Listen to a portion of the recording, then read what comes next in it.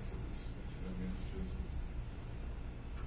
Então, vamos lá. Primeiro, como sempre, agradecer a nossa amiga Thelma por nos convidar a estarmos aqui. Uma semente de luz, esse nome tão bonito, tão cheio de símbolo, que tudo começa com uma semente de luz que a gente joga, Jesus joga no nosso coração para ela florescer. E o tema do nosso estudo de hoje é a providência divina. Então, nós vamos refletir hoje como que se dá a providência divina. A gente tem uma necessidade, a gente faz uma prece. Como é que Deus atende esse pedido? Como é possível Deus atender a todos? São bilhões de pessoas. Então, para iniciarmos, nós vamos recordar o Sermão do Monte, que está no Evangelho de Mateus, nos capítulos 5, 6 e 7, o Sermão do Monte completo. Mas no capítulo 6, Jesus falou sobre a prece, sobre a oração. É lá no capítulo 6 que está a prece, o Pai Nosso, que todos nós conhecemos. Jesus ensinou essa prece no Sermão do Monte. E no versículo anterior, exatamente antes dele ensinar o Pai Nosso, Jesus fez um pronunciamento que é de uma importância muito grande a gente refletir sobre ele.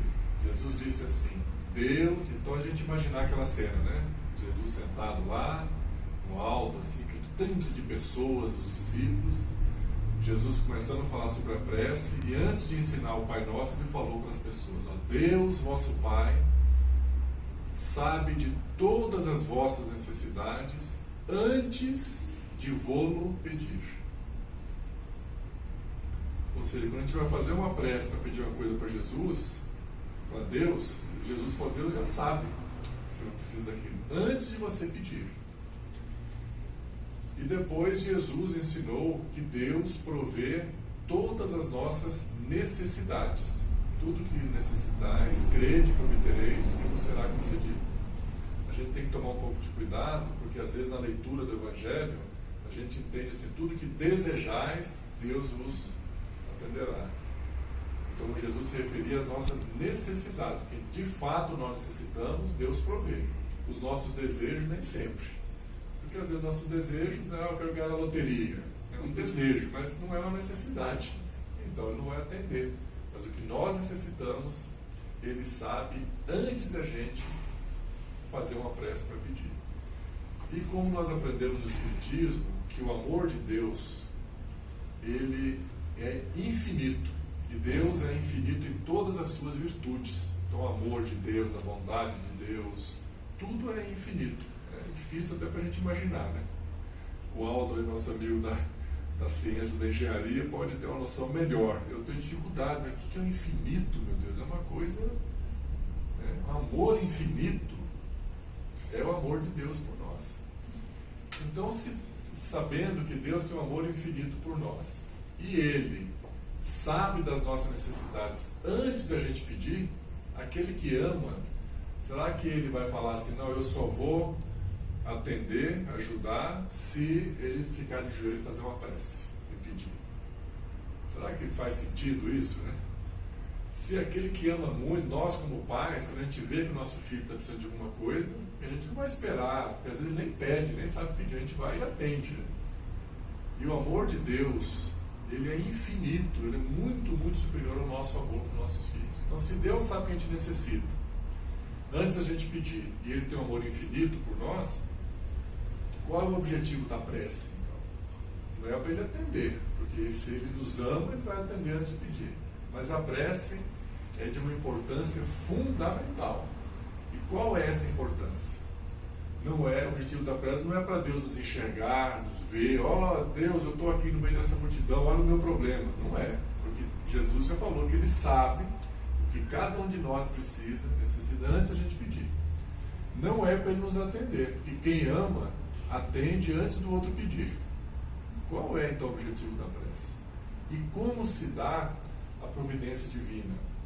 Como é possível a gente imaginar que Deus, que criou todo o universo, segundo a ciência, são cerca de 200 bilhões de galáxias. outro número que não dá nem para a gente imaginar, né? Que é 1 bilhão, né? 200 bilhões de galáxias. Cada galáxia tem bilhões de estrelas. A Via Láctea tem, se não me engano, 100 a 150 bilhões de estrelas.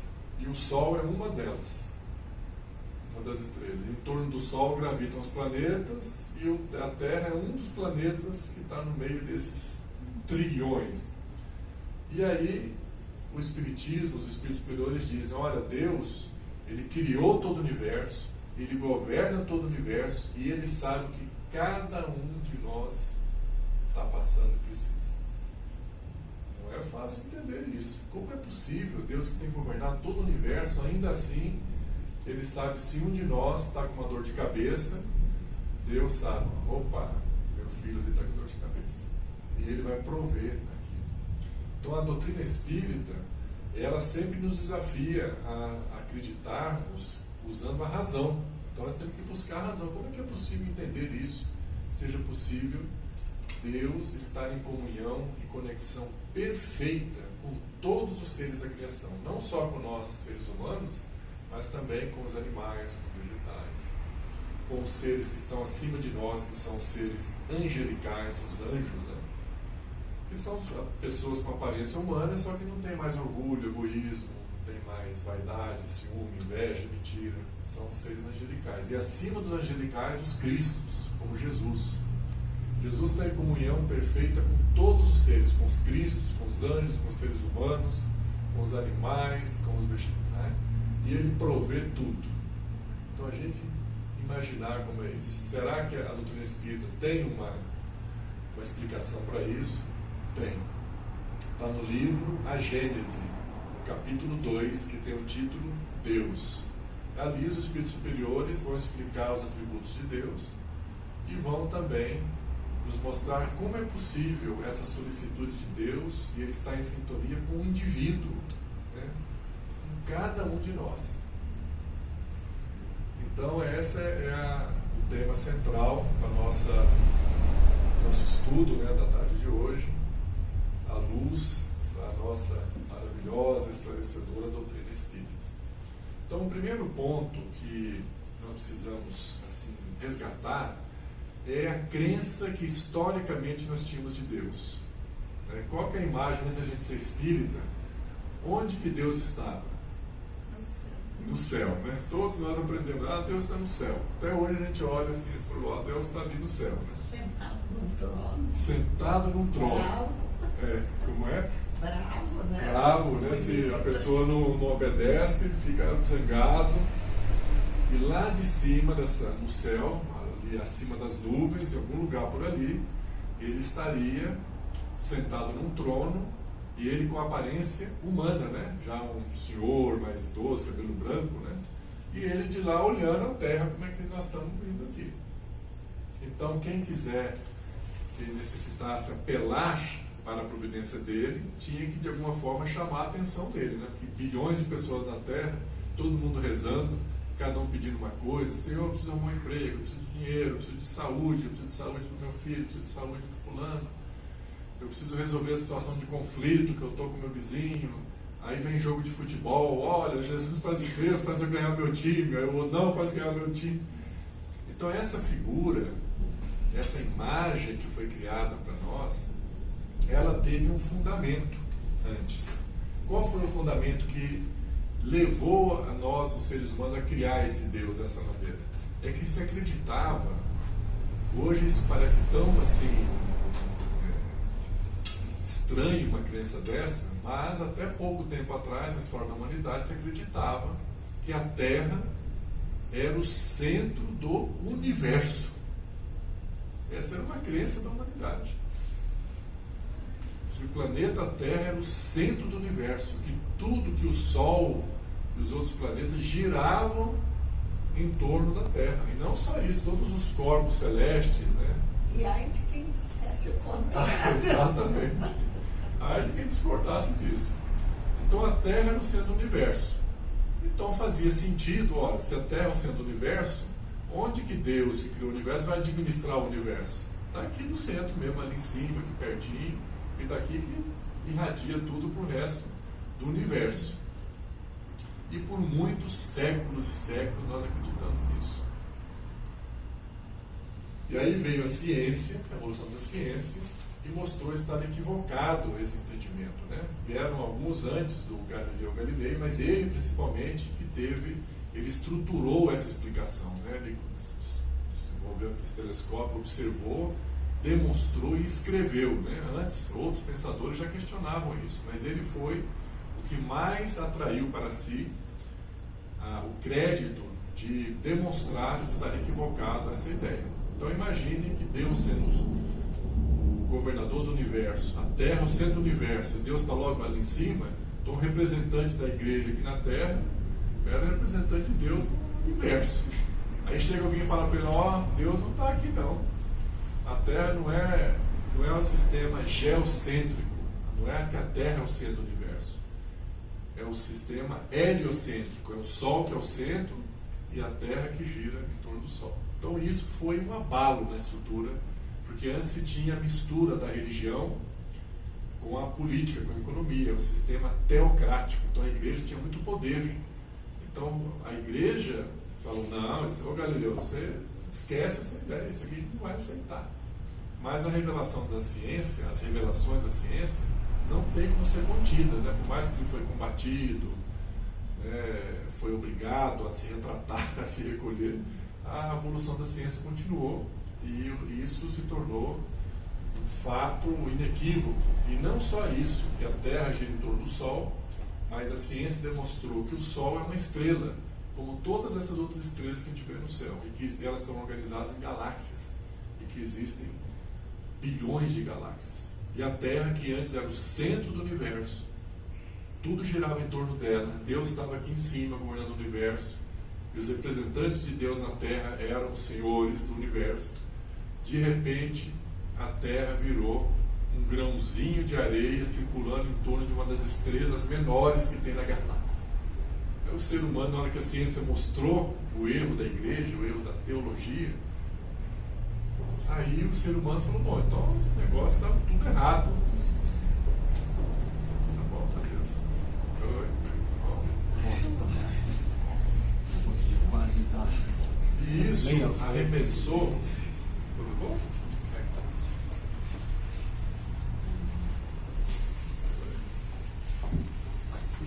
E essa revelação da ciência, ela trouxe consequências muito graves, porque ela mostrou que a crença nesse modelo que Deus estava ali em cima estava errada. Então isso gerou, e então a humanidade falou, bom, cientistas, então nos dizem onde está Deus. Se ele não está aqui em cima, está onde? E o que é que existe? E a ciência, então, desde essa época de Galileu, que foi por volta de 1600, né, do ano 1600, 400 anos atrás, então a ciência começou a investigar o universo e ela realmente não conseguiu responder. Ela conseguiu provar que aquela ideia de que Deus estava ali no céu, que era o centro do universo, estava errada, mas não conseguiu apresentar uma nova proposta. E a humanidade, então, se lançou numa angústia, que antes, embora tivesse errado aquele modelo, a gente tinha para onde dirigir. Deus está ali, a gente conversa com ele, é o centro do universo. Mas agora ninguém sabe mais onde está Deus, né? A humanidade perdeu o endereço de Deus. Antes a gente sabia onde ele morava. Hein? Ao mesmo tempo E está tão perto, né? Então, mas aí, muitos ainda acreditam nisso, né?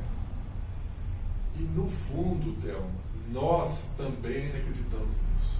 Porque uma ideia que nós tivemos várias e várias encarnações, e a gente não deve se iludir com ela. A gente acha que isso já passou, está lá para trás, mas muitas vezes atitudes nossas são guiadas por crenças do subconsciente, que a gente acha que Deus está ali em cima no céu, que Ele é um ser humano personificado num trono, e às vezes a gente se dirige a Ele, porque nós ficamos tanto tempo com essa crença. Então esse é o primeiro desafio nosso, dissolver essa crença da nossa mente. Deus, a nossa imagem, Nós fizemos Deus nossa imagem, um Deus humano. E isso também trouxe consequências para os cientistas, porque cada vez que os cientistas avançavam e conseguiam resposta para tudo, se ampliou no meio científico o ateísmo. Não precisa de Deus para explicar mais. Olha as consequências, né, que vieram disso. E a ciência não conseguiu dar uma resposta satisfatória para a humanidade. E a humanidade então se lança nessa angústia. Então, mas não é possível, está tudo errado, não existe Deus, existe, mas como é que é? E ele está onde? Como é que funciona? Ninguém sabia responder essa pergunta. Então, desde Galileu, de 1600 aproximadamente, vivemos alguns séculos assim, e aí Jesus deliberou: bom, eu vou mandar a resposta para a humanidade. Agora vocês vão saber onde que Deus, como é que Deus governa o universo, como é que ele criou, e como é possível ele saber o que todos pensam e fazer, né, a providência divina. Então, veio à Terra a revelação da doutrina espírita, no ano de 1857, onde o Allan Kardec foi o codificador, ele coordenou esse processo como encarnado, mas muitos espíritos de luz, espíritos que já haviam também vivido na Terra, né, como Sócrates, Platão, Fénelon, o espírito de verdade, né, que é um espírito da grandeza de Jesus, e alguns estudiosos, né, no nosso meio espírito atribuem que ele é o próprio Jesus, atuaram, cooperaram para trazer essa revelação. E no livro, entre os 5 livros, as obras básicas da doutrina espírita, um deles trata com mais profundidade esse assunto específico de hoje, que é a providência divina. O livro dos Espíritos também trata, o Evangelho segundo o Espiritismo também trata, mas hoje nós vamos recorrer ao ensinamento que está no livro A Gênese, no capítulo 2, e tem o título Deus. E dentro desse título vai aparecer então a providência divina. Então aqui nós vamos recordar agora. Então o Espiritismo veio responder essa pergunta, que a ciência provou está errado o modelo antigo que a gente acreditava, mas não apresentou um modelo novo. E o Espiritismo veio apresentar um modelo novo. Então, os espíritos superiores começam dizendo assim: olha, logo no início do capítulo 2, não é possível ainda para vocês entenderem Deus. Puxa, agora que achei agora que achei que, né, a gente achou que até a explicação aqui, não tem jeito ainda de explicar para vocês. Mas é possível se fazer uma analogia que esteja mais próxima da realidade que a gente pode alcançar para a gente entender o que é Deus. E como é possível ele conhecer a cada um de nós individualmente e conhecer as nossas necessidades e prover as nossas necessidades. Aí você começa, ele falou: opa, aqui que vai chegar ao ponto-chave. Então ele começa, como nós já falamos no início, né, fala dos atributos de Deus, que Deus é infinito em todos os seus atributos. O amor de Deus é infinito, a bondade de Deus é infinita, a justiça de Deus é infinita. E então ele apresenta para nós um ensinamento, uma ideia, que esse sim é ciência, eu acredito que vai conseguir demonstrar e não deve demorar. Nos fala na linguagem da época, que está no livro A Gênese, fala de um fluido cósmico universal, ou fluido divino universal. Um fluido, na época da ciência, a linguagem era fluido, hoje seria uma energia, que todo o universo está imerso nesse fluido universal. Aí ele continua a análise, ele falou: olha, agora imaginemos, então esse fluido seria como o ar, por exemplo. Nós estamos aqui e tem o ar, né? A gente não vê o ar, a gente não vê esse fluido, mas nós temos certeza que tem ar aqui, embora a gente não veja. Como é que a gente tem certeza? Dependemos dele para viver. Hein? Dependemos dele para viver. Dependemos dele para viver. Se não tiver o ar, a gente não respira. E essa mesma resposta que a Inês deu é a resposta: como é que a gente sabe que tem um fluido divino universal? Porque a gente depende dele para viver. Se não tivesse esse fluido, a vida não seria sustentada.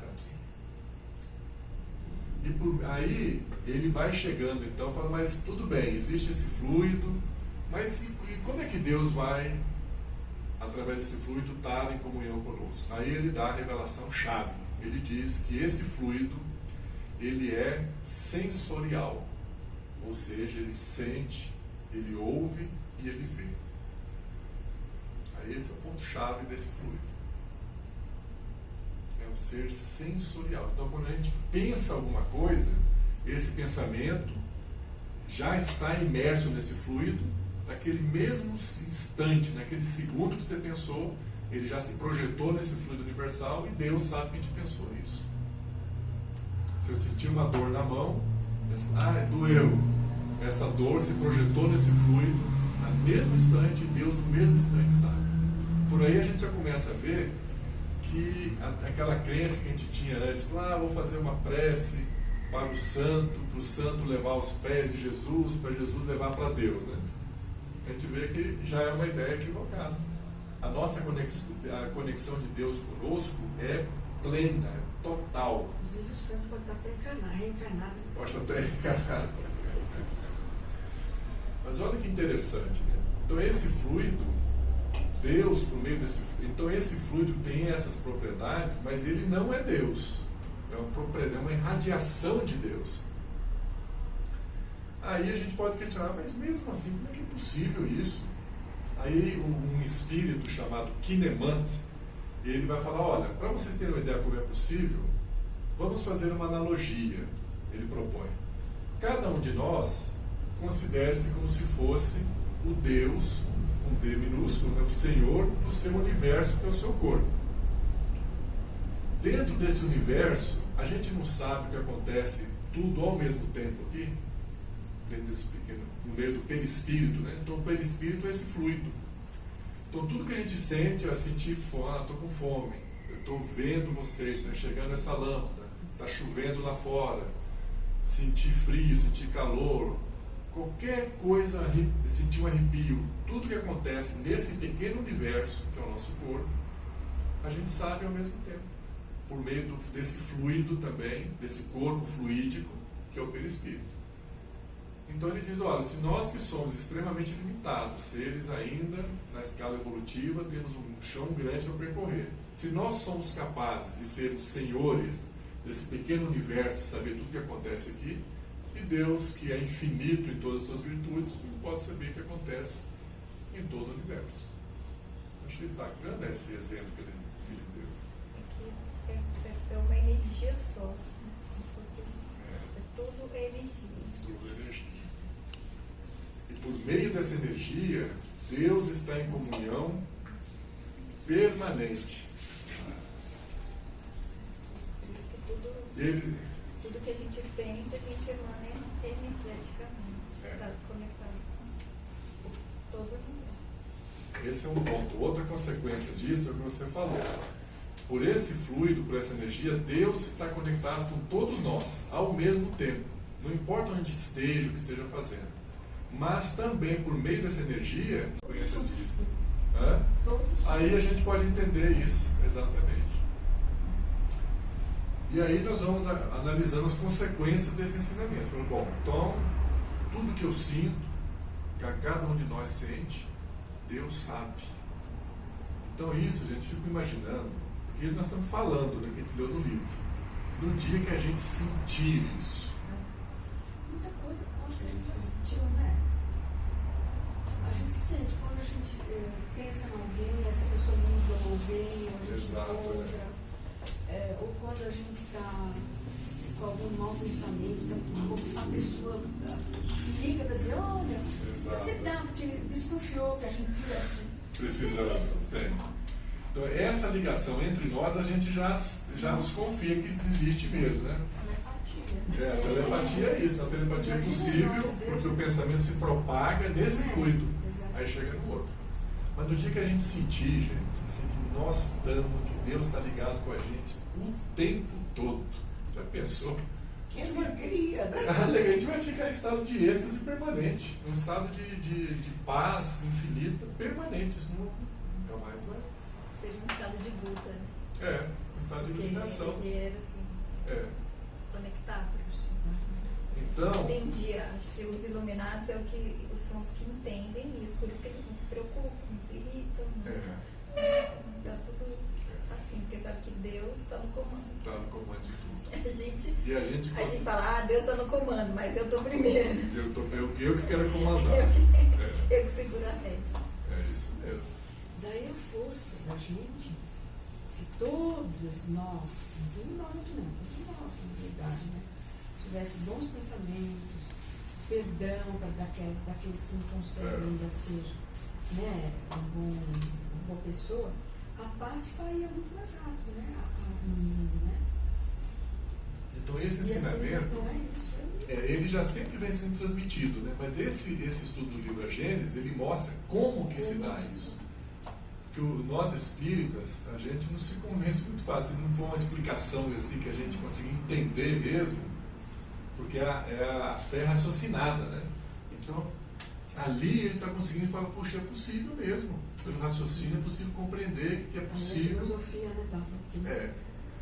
Então, por exemplo, o nosso espírito, ele comanda todo o corpo pelo perispírito, né? Mas aonde está o espírito? A gente não sabe bem onde está o espírito, mas ele está presente em todo o corpo por meio do perispírito. Então, aonde está Deus, não é importante. O importante é que ele está presente em todo o universo por meio desse fluido universal. A gente não precisa saber se ele está ali no céu, onde que está, em qual estrela, em qual galáxia. Não há necessidade, porque ele está presente aqui, dentro de nós. E essa frase também que a gente fala, Deus está dentro de você, né? Não tem isso? Mas como que Deus está dentro de mim? Por causa desse fluido que está dentro. É meu espírito, não é? Que eu sou inteira divina. Exatamente. E esse fluido ele não está só em torno de nós. Ele está interpenetrado nas nossas células. Esse fluido está dentro de nós. Então Deus está dentro de nós mesmo. Eu às vezes, assim, para mim, eu faço uma analogia assim, de um bolo, né?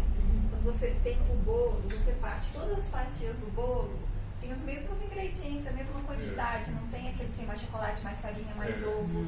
Você come, é todo o mesmo gosto, né? Do bolo inteiro. Então é como se fosse isso o universo, né? Tudo ali conectado, tudo igual, mas a gente ainda não conseguiu alcançar essa percepção. É a terceira vez que você fala 3 coisas que você está exatamente o que eu vou falar em sequência, senão está uma sintonia maravilhosa, viu? Que coisa boa, a gente vê que todo o conhecimento está aqui, né? Está aqui no ambiente, né? Cada um. Então, nesse ensinamento, que Jesus, que os Espíritos dizem? Olha, que Deus está em comunhão perfeita, ininterrupta. Ela não se interrompe nem um segundo com todos os seres da criação. Igualmente, outro detalhe importante, igualmente ligado a todos nós. Agora vamos inverter a pergunta. Nós estamos igualmente ligados a Deus? Esse é o ponto. Porque essa ligação é pela nossa mente, né? Então Deus está em comunhão perfeita com todos nós. O tempo todo esse fluido está aqui, esse fluido está em todo o universo, nos envolvendo, nos abençoando, provendo tudo que a gente precisa.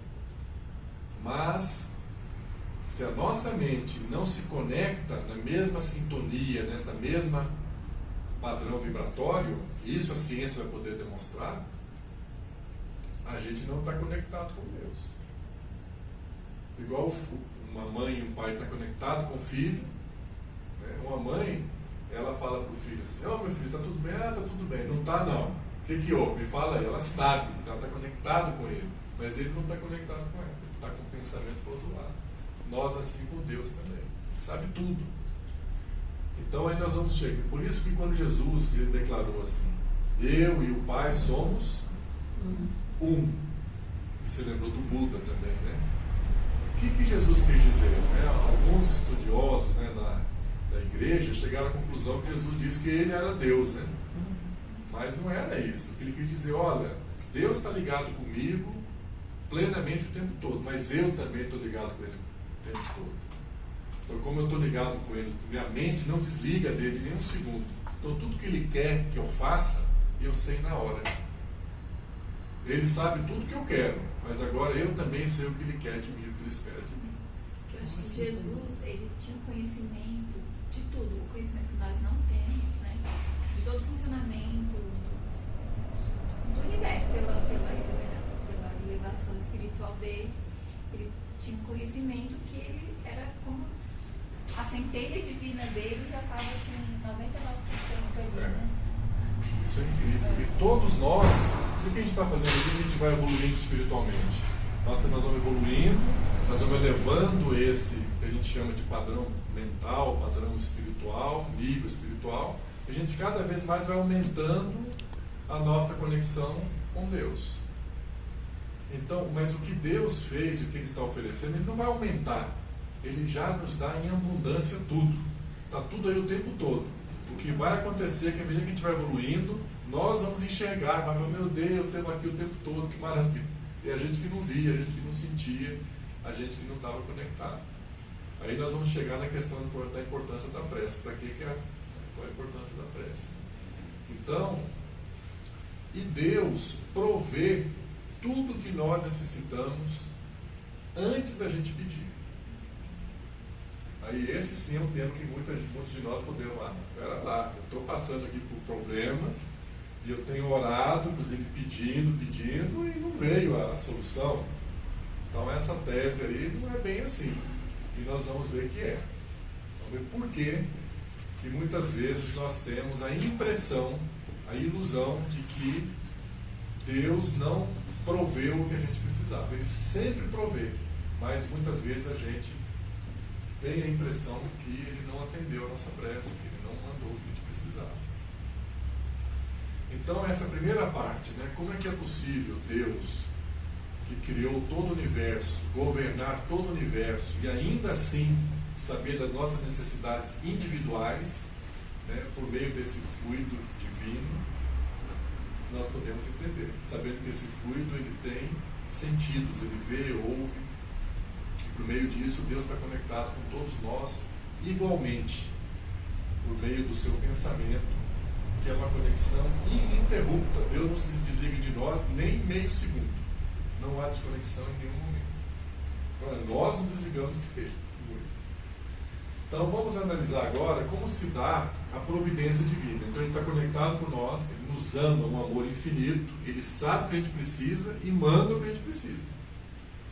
Aí a gente vai falar, não, tem alguma coisa errada nessa teoria aí, porque eu não estou vendo muita coisa que eu estou precisando, estou passando por dificuldades de emprego, de dinheiro, eu estou com dificuldade de relacionamentos, eu estou com dificuldade de saúde, e eu não estou vendo essa providência chegar.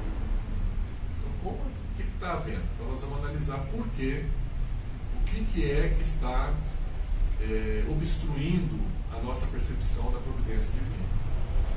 Então nós vamos recordar, nós já falamos disso aqui em uma outra oportunidade, acho que no ano passado, o caso daquele espírito André Luiz, no livro Nosso Lar, né, quando ele desencarnou, ele foi um médico na Terra, né, o livro Nosso Lar, ele mesmo narra, por meio da mediunidade abençoada de Chico Xavier, conta a história dele, quando ele chegou no mundo espiritual, e ele chegou, ele desencarna, ele foi um médico bem sucedido na Terra, respeitado, homenageado, homem de sucesso na Terra, chegou no mundo espiritual numa condição de muito sofrimento.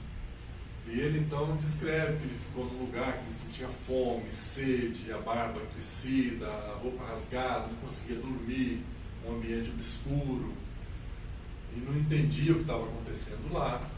Depois de um certo tempo ele tomou consciência que tinha desencarnado, que no início nem isso ele sabia, e aí que ele falou, puxa, mas e agora? O que eu faço? Porque eu lá na Terra, eu não me dediquei para a vida espiritual, eu não ia em igreja, não sei nem rezar direito, então ele não sabia como se conduzir naquele ambiente. Então ele ficou lá vivendo, sofrendo muito, até que ele chegou a um ponto de um sofrimento tão intenso que chegou no limite do sofrimento dele. Ele falou, eu não aguento mais, mesmo eu não sabendo orar, mesmo eu não tendo ido na igreja, eu vou fazer uma prece que Deus vai me ajudar. Então ele se prostra de joelho, né, e faz uma prece assim do fundo do coração.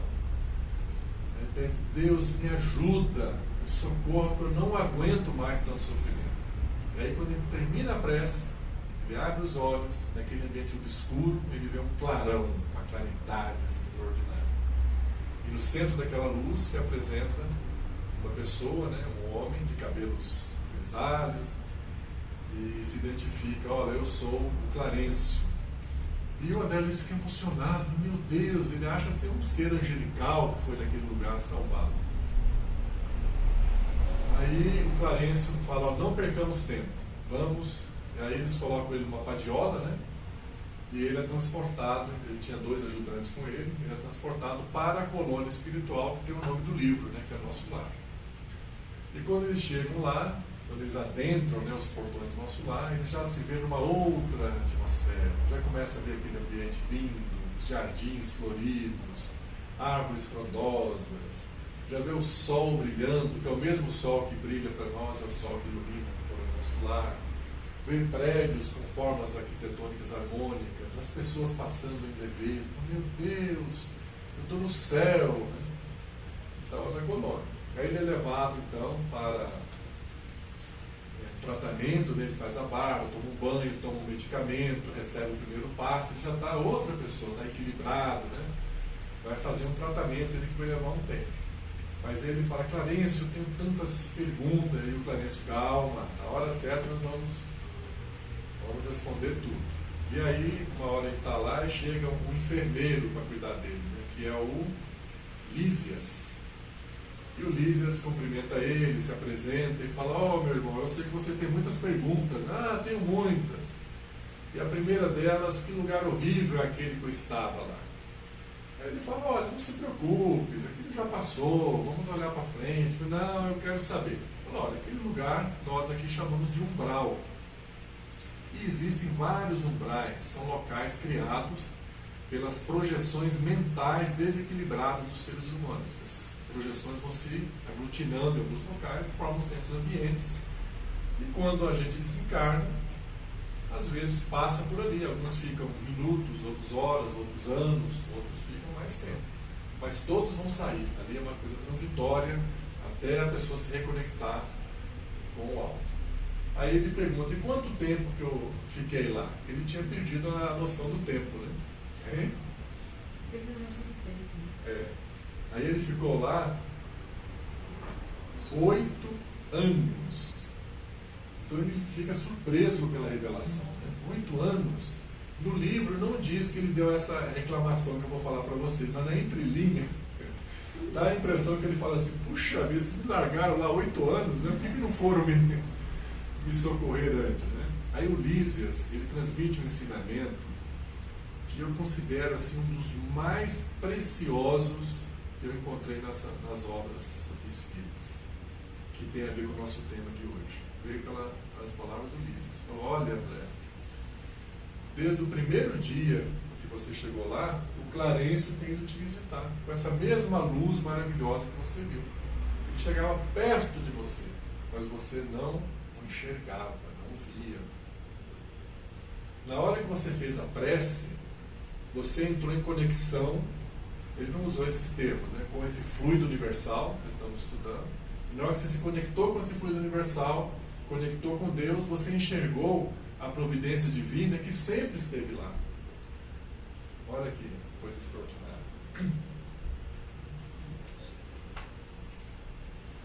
O que ele está dizendo? O Clarencio não foi lá porque ele fez uma prece pedindo socorro. Falou, está pedindo socorro, vou lá socorrer. Antes dele pedir. Não é isso que está no Sermão do Monte? Deus, nosso Pai, conhece as vossas necessidades antes de pedir. E se Ele muito nos ama, Ele manda a providência divina antes. Só que a gente não enxerga. Esse é o objetivo da prece. O objetivo da prece não é para Deus nos ver, para Deus nos ouvir, para Ele saber do que a gente está precisando. E tudo isso Ele já sabe, Ele nos vê o tempo todo, sabe tudo que necessita. É para nós enxergarmos a providência divina que Ele mandou. É para esse o objetivo da prece. Porque Deus manda tudo que a gente precisa. E está do nosso lado, está na nossa frente e a gente não vê. Por isso a importância da prece. Manter o nosso pensamento naquele mais elevado padrão vibratório, conectado com os espíritos superiores, e nós vamos enxergar a providência divina, que ela atua pelo amor de Deus por nós. Mas aí a gente vai dizer, puxa vida, no meu caso, eu estou passando por um problema aqui, já tem anos, e eu tenho até orado. Não, André Luiz ficou 8 anos. E por que a gente não enxerga? Aí sim vem questões do comportamento humano. O que faz a gente não enxergar a providência divina que Deus sempre manda para nós? Qual era o estado mental do André Luiz quando ele estava lá no umbral aqueles 8 anos? Né? Como é que estava a mente dele? Né? Revoltado. Que lugar é esse? Horrível, está vendo algum engano, o que eu estou fazendo aqui? Então a revolta, a reclamação, a maledicência. Vou ficar só nesses 3 aí, essa lista dá para espichar. Acho que tem orgulho, né? Você achar que foi tão importante na vida. Orgulho. A lista é grande. Agora você pegar esses 3 aqui, ó, a reclamação, a revolta, a maledicência. Esses 3 comportamentos, eles causam esse efeito.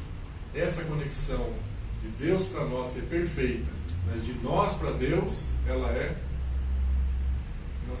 a gente mesmo que bloqueia a conexão. E aí, Deus, mesmo assim, nesse estado mental nosso, Ele manda o que a gente precisa. Está tudo aqui. Às vezes o que eu estou precisando é uma conversa com o Aldo, uma conversa a me dizer. Às vezes vai ser no passe aqui depois. Às vezes vai ser lá na minha casa. Às vezes eu parei. Deus providencia tudo. Ele ajuda os homens por meio dos homens. A providência divina é perfeita. Só que nós, com as nossas atitudes, que são hábitos milenares que a gente está trabalhando para corrigir, mas que ainda não conseguimos se dignar, eles fazem com que a gente não enxergue a maravilha que é a providência divina. E às vezes a gente fica 1 ano, 2 anos, 3 anos, 5 anos, 8 anos sofrendo e o clareio está na nossa frente. E no dia que a gente se disciplina, não vou reclamar, vou me vigiar a minha língua, não vou falar mal de ninguém, vou agradecer a Deus por tudo. Aí de repente você começa a enxergar, meu Deus, mas estava tudo aqui o tempo todo. O clareio estava lá o tempo todo, sempre esteve lá. Então, à medida que a gente vai evoluindo espiritualmente, se educando, não é que Deus vai ampliando as bênçãos dele sobre nós. As bênçãos dele são plenas o tempo todo. Nós é que vamos, à medida que a gente vai se pacificando, né, ampliando a nossa paz íntima, a nossa disciplina nas palavras, nos pensamentos, nós vamos ampliando a nossa conexão com esse fluido divino universal e vamos enxergando. E a gente começa a enxergar a beleza nas pessoas que a gente não enxergava antes.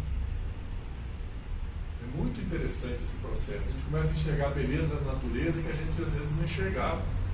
Igual não tem, às vezes a gente amanhece assim, um dia assim, nossa, mas olha que dia lindo que está hoje, meu Deus, olha o céu como está brilhando, os passarinhos parecem que estão cantando assim, em uma orquestra, em uma harmonia, olha o verde dessas árvores, como está um verde brilhoso, né? Tem dia que a gente olha assim, fica encantado com tudo. Aí até uma expressão que fala, hoje você sonhou com o passarinho verde, né? Ouviu o passarinho verde, não é isso? O que acontece é que aquele passarinho está cantando lá todos os dias do mesmo jeito. Aquele céu está brilhando do mesmo jeito todos os dias. A árvore está verde do mesmo jeito. Mas naquele dia, naquela noite, nós, durante o repouso físico, adentramos no mundo espiritual, nos cuidamos na prece antes de dormir, tivemos em comunhão com os espíritos, nossos mentores, provavelmente ajudamos a trabalhar alguma coisa, nos instruímos, nos mantivemos equilibrados, ampliamos a nossa sintonia com esse fluido. Quando a gente acorda, a gente está conectado com ele, a gente olha, gente, mas está tudo, hoje o dia está lindo, até as pessoas, mas as pessoas também estão lindas. A gente enxerga o que sempre está ao nosso lado, que a gente não vê. Então esse é o trabalho, a importância da prece é para a gente conseguir se manter o mais sintonizado possível com a espiritualidade. Então eu esqueci o horário para terminar, é 10 para 6, né? Não, pode Até às 6. Até às 6? Então, essa conexão, isso que o Buda conseguiu, né? A gente fala, mas o que o Buda fez, né? Ele ficava lá sentado, meditando, né? Esvaziando o julgamento, não julgar as pessoas, não condenar ninguém, não falar mal de ninguém. Quando a gente vai se libertando desses hábitos, a nossa conexão vai ampliando, ampliando, e de repente ele vê a luz, está iluminado. E o Espiritismo nos propõe esse caminho da iluminação, não pela meditação, ficar sentado, que é uma prática boa também, quem puder fazer, né? Mas pelo caminho da caridade. Prestar atenção na necessidade do outro. E se a gente não enxerga Deus, a gente quer se conectar com Ele, mas nós já aprendemos que esse fluido divino universal conecta nós também uns aos outros. Então, quando eu me conecto com alguém, quando eu aprendo a me conectar respeitosamente com alguém, eu também estou me conectando com Deus. Esse é o caminho do Espiritismo. Por isso que ele fala, olha, fora da caridade não há salvação. A caridade você tem que prestar atenção nas pessoas. E quando você se interessa pelas dores das pessoas, pela necessidade das pessoas, e dá um pouquinho de você para ela, aí você se conectou com ela por meio desse fluido universal e você está também se conectando com Deus. Então, amando aqueles que a gente vê, nós estamos aprendendo a amar a Deus. Ignorando as pessoas que a gente vê, nós estamos também ignorando Deus e prolongando o nosso período de sofrimento.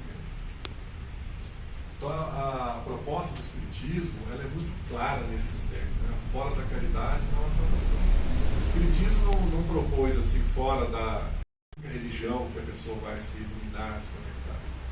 Não colocou fora da Bíblia, fora do templo, né? É a caridade.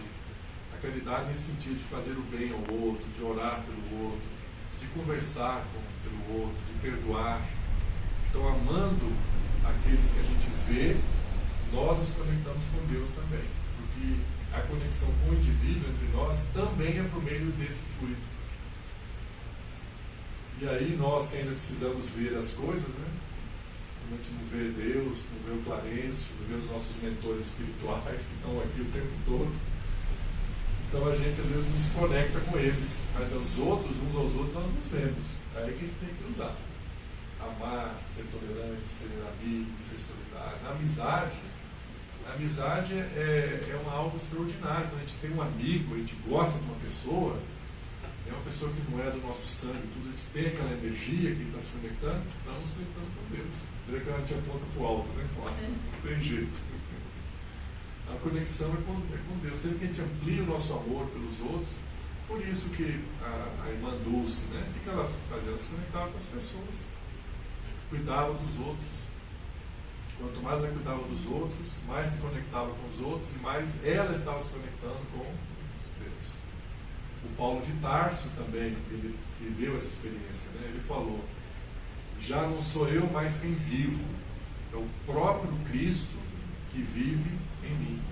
É como se ele dissesse, eu e o Cristo somos eu estou tão ligado com Jesus, na hora que ele pensa lá o que ele quer que eu faça, eu já sei, eu já faço. E Jesus está ligado com ele o tempo todo, mas ele não estava ligado com Jesus o tempo todo. Mas de tanto amar ao próximo, de tanto colocar em prática esse de Jesus, ele foi ampliando essa ligação com Jesus, que é um ponto que ele falou, já não é eu mais aqui, é Jesus, eu vou fazendo o que ele quer. E todos nós vamos chegar nesse estágio. Só que depende de nós nos movermos. Vamos agir, né? Para que isso pode demorar muito mais tempo ou menos tempo, dependendo do quanto a gente se dedique conscientemente à prática da caridade, à prática do amor, ampliar a nossa conexão com Deus. Então é assim que a doutrina espírita nos ensina, nos esclarece, né? Como é possível Deus estar em comunhão perfeita com todos os seres da criação. É por meio desse fluido divino universal, que é uma energia que pode ser medida. Por que a ciência ainda não mediu e não publicou esses artigos, a gente não sabe. Não pode ser medida. Eu lembro que saiu uma matéria uma vez, numa revista super interessante, que os astronautas viram os espaços, né? Já ele saiu da espaçonave e ele, por acaso, foi fazer uma coisa, passou um pano assim do lado externo do vidro, né? E depois eles tiveram curiosidade de examinar esse pano no microscópio e viram que tinha seres orgânicos. Mas como? No espaço não tem vida. Então a ciência, né, essas coisas que parecem casuais e tal, logo vai mostrar essa energia divina que existe. Existe uma energia que vibra em tudo e que há uma inteligência dessa energia. E essa inteligência não é Deus, é a emanação de Deus. E todos nós estamos mergulhados nela. Então, à medida que a gente conseguir sentir isso, a gente vai dizer, nossa, a gente vai nos acalmar. Fala, meu Deus, eu estou mergulhado nos braços de Deus. Mas a gente ainda está, eu falo por mim, a gente está ainda muito aqui no mental. A gente tem que trazer isso para sentir essa ligação com Deus. No dia que a gente chegar a sentir isso, aí acaba o medo, elimina as ansiedades, vão acabar a necessidade de mentira, porque então, nossa, está tudo certo, eu estou ligado a Deus. E todos nós estamos caminhando para isso. Então essa é a nossa reflexão da tarde de hoje. Nosso abraço para a Graça do Walter, né? Lá da África do Sul, conectados, né, com esse fluido universal vindo lá com o netinho deles. E, como sempre, um momento maravilhoso para mim estar aqui com vocês. Né? Esse ambiente ótimo, né? Todos colaborando, né?